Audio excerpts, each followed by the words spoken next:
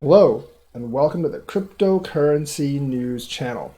We have significant news that Deutsche Bank said as Bitcoin passed 1 trillion market cap, said Bitcoin is now too big to ignore.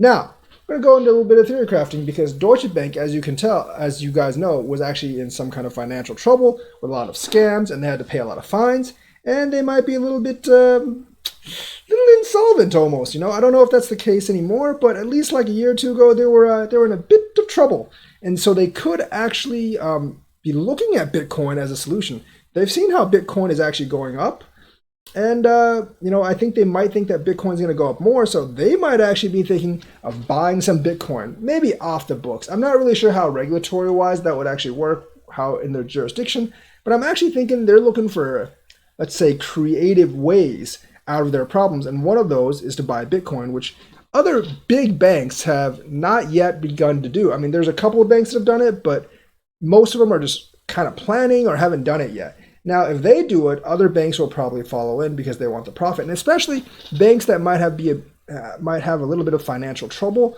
They might want to buy some, maybe not according to rate, maybe like off the books, because like we know banks sometimes just a little bit violate the rules if they can actually score profits, or especially if they can save their company.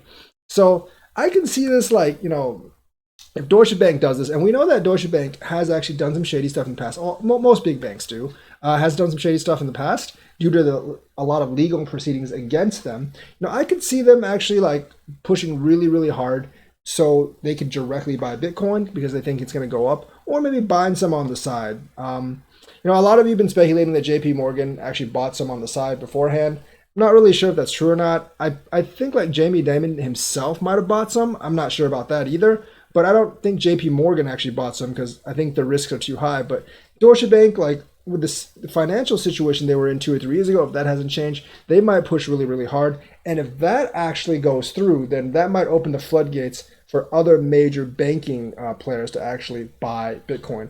And that could actually speed up Bitcoin's price rise as soon as much, much sooner than we actually thought.